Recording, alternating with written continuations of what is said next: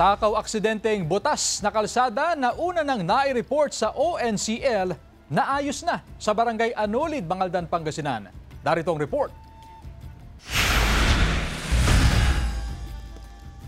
Buwan ng Setyembre nang idulog at maiulat sa One North Central Luzon ang butas na bahagi ng kalsada na peligroso sa mga motorista sa barangay Anolid, Bangaldan, Pangasinan. Karaniwan ito nagiging dahilan ng aksidente, lalo na sa mga motorsiklo. Matapos maiulat, naayos na ang butas na bahagi ng kalsada. Natakpan na ito at diretsyo ng nakakadaan ng mga motorista. Maganda yung daanan. Oo, kasi pag may butas dyan, sir, mahirap. Mahirap, magagawa ng traffic. Malaking bagay para sa barangay ang pagkakaayos ng kalsada. Kasi dati po nung hindi pa nagagawa yan, nagkukos talaga siya ng accident.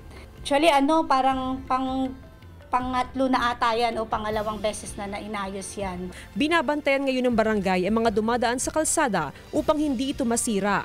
Hanggat maaari, pinaiiwasan ang pagdaan dito ng mga mabibigat at malalaking sasakyan gaya ng truck.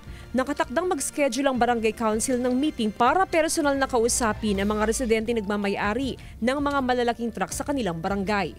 Jasmine Gabriel Galban, One North Central Luzon.